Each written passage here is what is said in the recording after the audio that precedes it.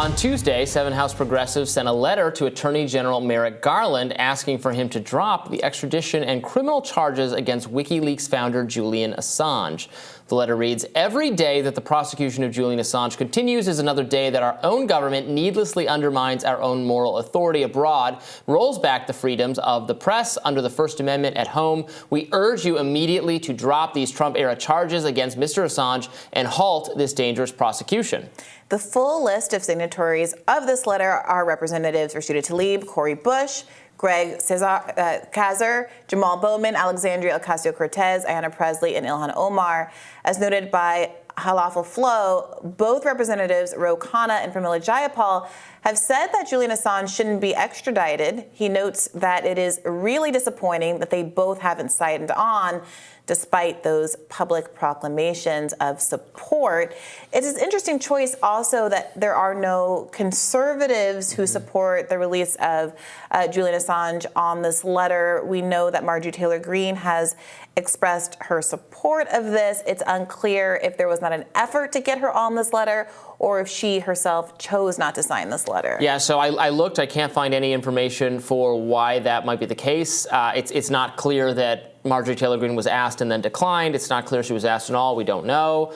I think it would certainly be a more powerful statement if they should get every person they can conceivably get, regardless of what their politics are otherwise. I don't know if they didn't want to include MTG because they don't like her, or they don't think she gets taken seriously. Now, I don't know that that's the case. Maybe she wasn't asked. Maybe she was overlooked. Maybe they don't know. Maybe they didn't watch Rising on Monday, where we covered the fact that Marjorie Taylor Greene also believes Julian Assange is effectively a political prisoner. But yes, let's put together the most wide-ranging coalition of people who maybe disagree on other things, but recognize that Julian Assange was engaged in the work of journalism. He told the American people information they deserve to know, and for that he has been relentlessly persecuted, nearly to the point of death.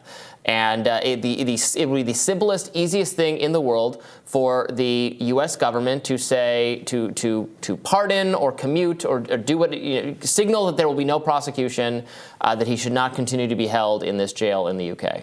Yeah, I mean, we've been talking a lot about who should be prosecuted for various types of crimes in their capacity, in their leadership capacity in the United States of America. Obviously, because of the Trump arraignment last week. But it is I never tire of noting, it never becomes less disappointing to observe that Julian Assange releases information that shows civilians being shot at, like target practice from an American helicopter, and the only one who seems to really have suffered any consequences from that action is Julian Assange himself. So, I mean, we've also been talking about this in the context of the latest release of American intelligence with respect to the war between Russia and Ukraine.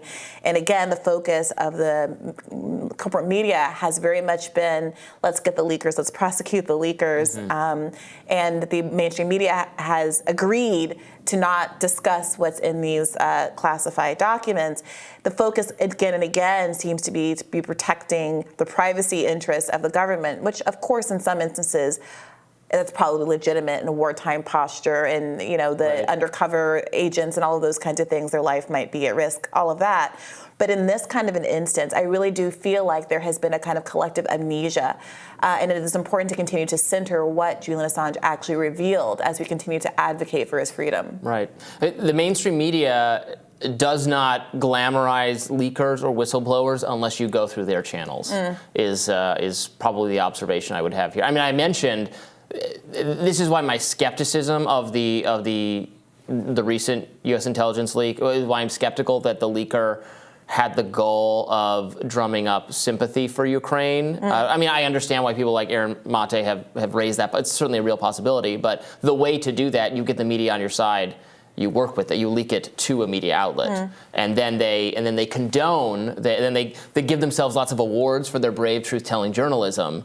But if you do it with outside the scope of their permission, as Julian Assange did, then it's then it's like, oh, how are dangerous foreign actors, influencing our democracies with their pernicious goals that are counter to those of, the mainstream neoconservative consensus that also runs through the Democratic Party increasingly. Yeah, I mean, I do think that that's one of the important parts of a letter like this being written.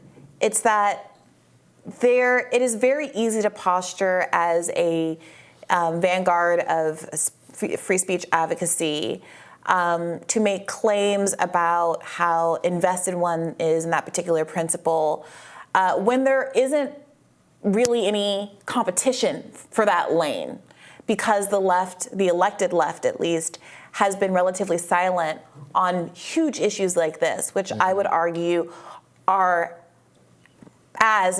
or perhaps more, I would say much more consequential to broader free speech interests than something like the Twitter files. But when you are part of an establishment left, as all of these progressives are, that scoffs at there being any speech import to the Twitter files, it's difficult for you to put yourself forward credibly as an advocate for other kinds of speech issues. So I do think this is a really important move in the right direction if the left doesn't want to completely concede ground to conservatives who have very much hopped on issues like the Twitter files, hopped on issues like the weaponization of the FBI, hopped on some of these other substantive rights issues that I think Americans on a bipartisan basis are very invested in. Yeah, and good for the elected left, or progressive at least, members of the Democratic coalition, the ones we just named who signed on to this. We criticize them a lot. I think you criticize them a lot for not living up to kind of leftist policy positions. So good on them in this case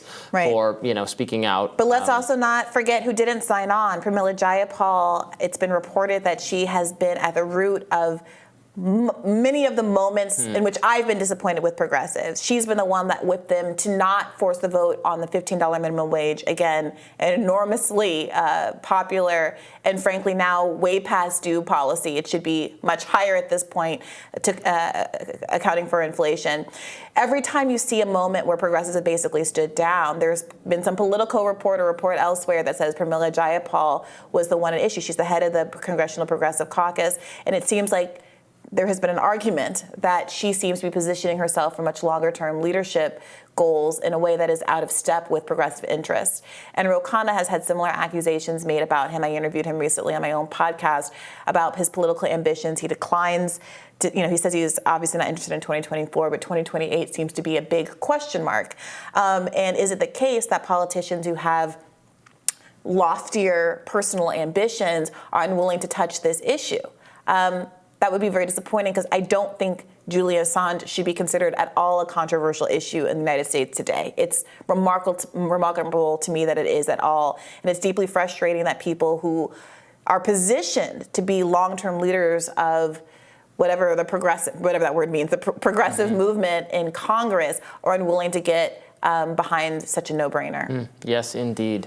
Well, hopefully more people do get behind it and that situation can be resolved. We've been calling for that for a very long time. It's a scandal that it continues to affect him in this way. More Rising right after this.